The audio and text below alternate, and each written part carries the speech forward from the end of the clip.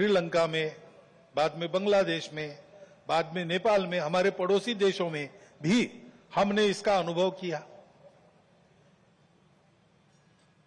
अब कभी कभी हो जाता है, प्रशासन जनता के पास नहीं रहता, संवेदनशील नहीं रहता, लोकाभिमुख नहीं रहता, उनकी जनता की अवस्थाओं को ध्यान में रखकर नीतियां नहीं बनती, तो असंतोष रहता है। परंतु उस असंतोष को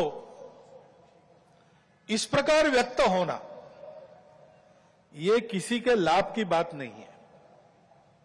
अभी अभी प्रमुख अतिथि महोदय ने कहा, 25 नवंबर के भाषण की याद की, उसमें इस प्रकार के जो आंदोलन है जिसमें इतनी सारी हिंसा और विनाश होता है, डॉक्टर अंबेडकर साहब ने उसको ग्रामर ऑफ अनार्की कहा है।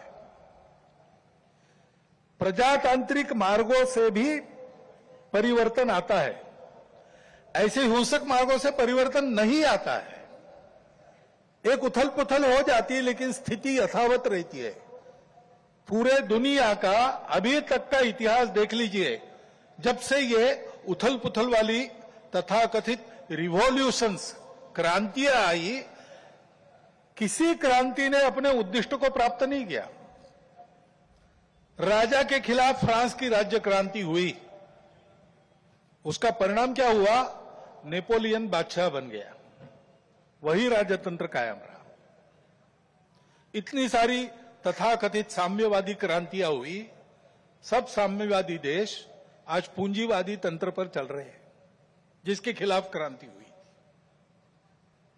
ऐसे हिंसक परिवर्तनों से उद्देश्य नहीं प्राप्त होता है, उल्टा इस अराजकता की स्थिति में देश के बाहर की स्वार्थी ताकतों को अपने खेल खेलने का मौका मिलता है। और इसलिए हमारे पड़ोसी देशों में जो उथल पुथल हो रही, ये हमारे ही देश है, वे हमसे दूर नहीं है। कुछ वर्ष पूर्व भारत ही थे, हमारे अपने हैं। उनमें इस प्रकार की अस्थिरता उत्पन्न होना, ये हमारे लिए,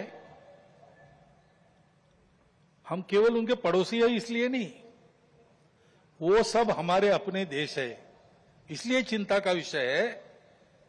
हितरक्षण से भी ज्यादा ये जो हमारा आत्मीयता का संबंध है, अपनेपन का संबंध है, उसके चलते ये चिंता होती है।